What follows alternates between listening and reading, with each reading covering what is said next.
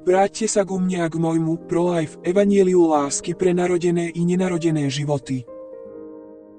In nomine Patris et Filii et Spiritus Sancti. Amen. Laudetur Jesus Christus.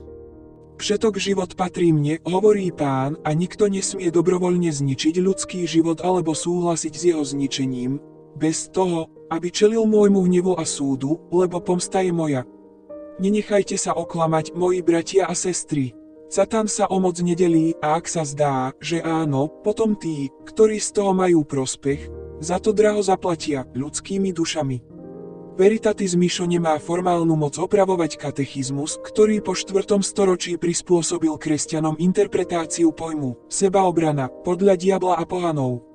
Tento pojem v skutočnosti označuje bezvedomý reflex, typický pre všetky zvieratá, aby sa vyhli alebo odrazili nebezpečenstvo, ale teraz sa stal nielen falošným ospravedlnením všetkého násilia vo svete, ale aj smrtiacou paskou pre nespočetné ľudské duše. Napriek tomu s pomocou Ježiša budete mať silu odmietnúť tento násilný koncept a zvoliť si poslušnosť voči nemu, aj keby to znamenalo stratu vášho pohodlného života ako hrozby pre modernú spoločnosť postavenú na násilí a udržovanú násilím. Nech nás požehná a ochraňuje Najsvätejšie srdce Ježišovo a nepoškvrnené srdce Panny Márie. Amen.